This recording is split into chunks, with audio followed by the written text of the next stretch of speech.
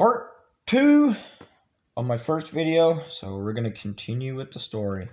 So basically in the first story, Don's sitting there, there's a guy, his name's Mock, he's basically standing up, fucking shooting his 50 caliber rifle, and his friend Mox tells him they got green tracers right on his head, and they're ready to shoot at him at any time.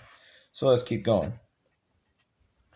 We ended up fighting the rest of the night. We got 350 or 60 of them. The next day, I just found their bodies laying all over. General Westmoreland flew in. All the news outfits and everything. It was the most hilarious thing as the son of a bitches came out there and the GIs started lying. The newsman would walk up and just about anybody would say, "What did you do?" I single-handedly killed 300,000 with my Bowie knife. And man, they'd write it up. There was a sergeant that led an ambush patrol. His RTO, this Mexican. He was a damn good man. When the attack happened, somehow they got off their ambush and got into a bomb crater. And man, I mean, these fucking gooks were crawling up the edge of the bomb crater all fucking night. The sergeant laid down there, cried at the bottom of the crater. The RTO took over. The Mexican boy kept them alive, kept fighting while the motherfucking E7 cried. Anyway, the next day the fucking ambush patrol came in. And before the officers can get to that goddamn sergeant, he put the whammy into his ass. He talked to one of these dudes from one of these magazines. Sergeant Hero! That's how they wrote him up. And it came down that he was to be recommended for Distinguished Service Cross. But his RTO did the work. The sergeant was supposed to be court-martialed, but because he told the newsman, they believed any fucking thing anybody said. All they wanted was a great story. But oh man, the army couldn't go back on that.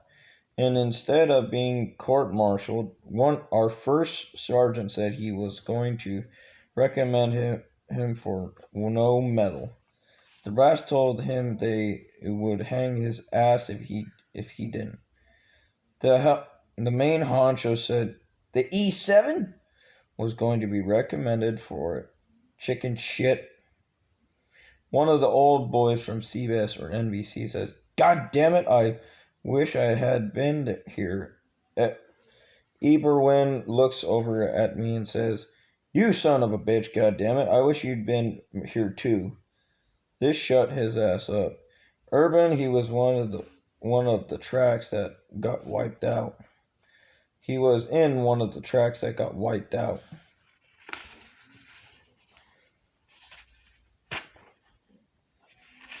Alright. So, that was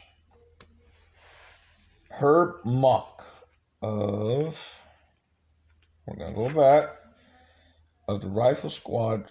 He was a Rifle Squad leader for the 25th Infantry Division in Duntang on November of 1967 to November of 1968.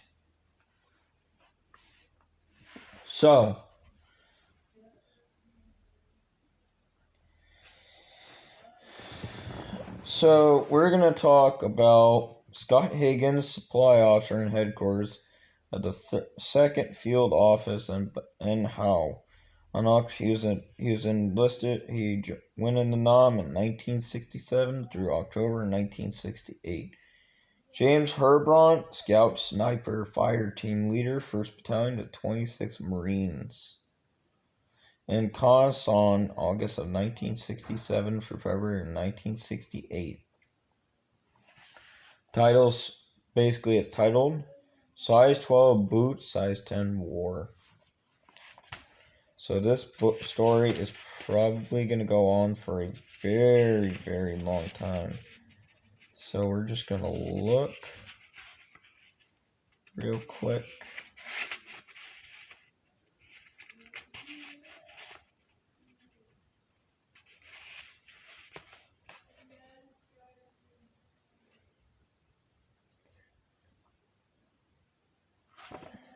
So let's get going, alright. Scott Higgins, I went over there in October of 1967 and came back a year later. I was stationed in Ben Hau, 20 miles north of Saigon, at headquarters of the 2nd Field Force, which of the commanding unit for the 3rd Corps area would around Saigon. I worked about 4 months as a compound coordinator, supplying all the housing, food, water, electricity for the compound. Later, we moved out near USARV between Ben Hau and the Long Bin. It was a heady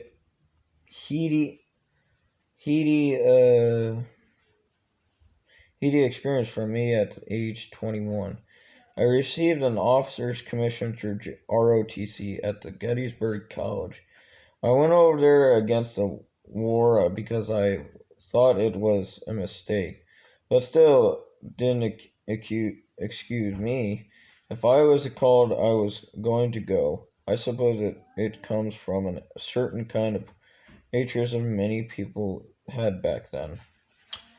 See, here's the thing. I was in JROTC, and I was in the Army branch of JROTC. It was called ROTC because that's for college. JROTC is the Junior Reserve Officers Training Corps.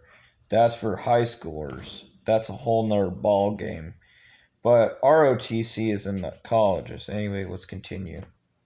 But like I said, my rank was sergeant in JROTC, so I liked doing JROTC because it was a lot of fun. I really enjoyed JROTC. Anyways. 5 of us who had been in supply officer school at Fort Lee, Virginia, were selected for Vietnam immediately after 6 weeks of officers basic. It was an emergency situation. They said I arrived at the 90th Replacement Battalion in Vietnam. I stayed there a few days before being called by an artillery unit. Major interviewed me and told me I had a choice of 2 jobs. One was a searchlight platoon officer, or all I could think of was soon as you turn on the light, everybody knows where you are. The other job was a convoy escort platoon officer in the third Corps. I said, look, I just got out of college, went through 6 weeks of supply school. Here I am. I will probably wind up getting a lot of people killed in both those jobs, including myself. You've got the wrong guy. I really felt I was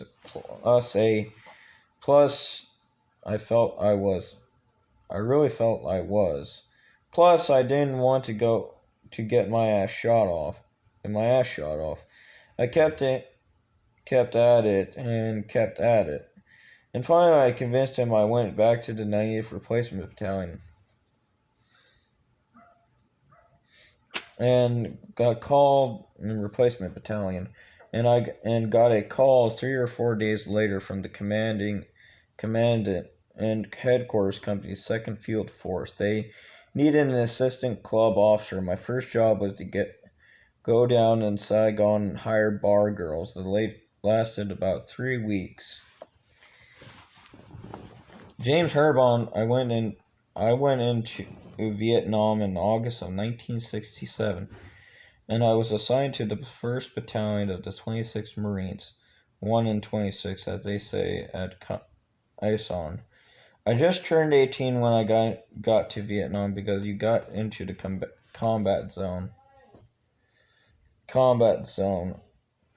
until you were 18. I had joined the Marines when I was 17, and having graduated from high school a year earlier at the age I was supernavi, I was influenced by the combat as written by non-combatants, i.e., Stephen Crane, an author, Red Badge of the Courage. A combination of plus bravado and, Marine Corps. Blood, rape, kill, plunder, that kind of thing. It was a fantasy until I got orders for Vietnam. I had been in Okinawa since January. I had to wait until my 18th birthday in July before I received my Vietnam orders. When I had 22 hours before I landed in Vietnam, individually placed, that was one of the cold things about it. I guess it was better for replacement, but I never got the sense of as unit commandery, and it took so long to develop it. There is a kind of chemical reaction one feels, a kind of sixth sense.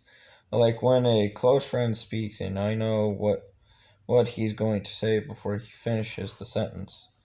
That kind of tightness should be developed in combat units to delay any kind of problems in the hot LZ.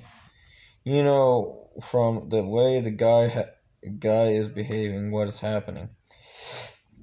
You sort of read between the lines, and it takes a long time to develop that. It just doesn't happen if you're going in as an individual replacement. It just isn't there.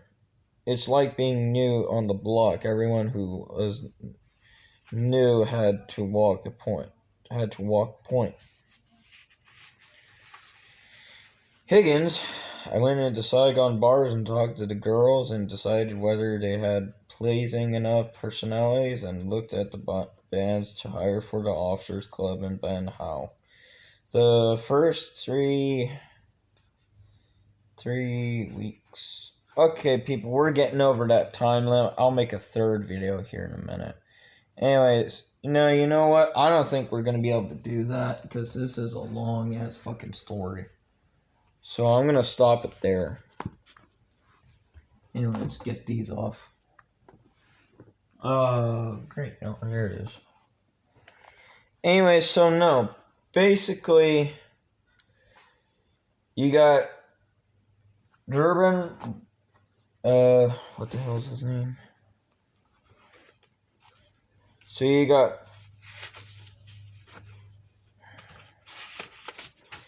got Scott Higgins. He's a part of the supply officer. He's a supply officer, and James Herbon, and he's a sniper.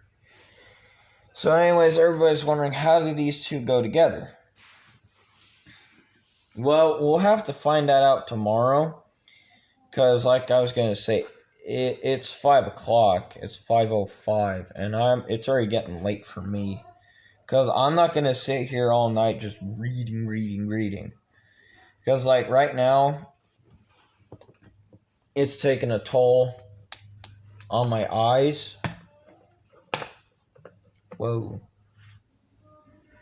Damn.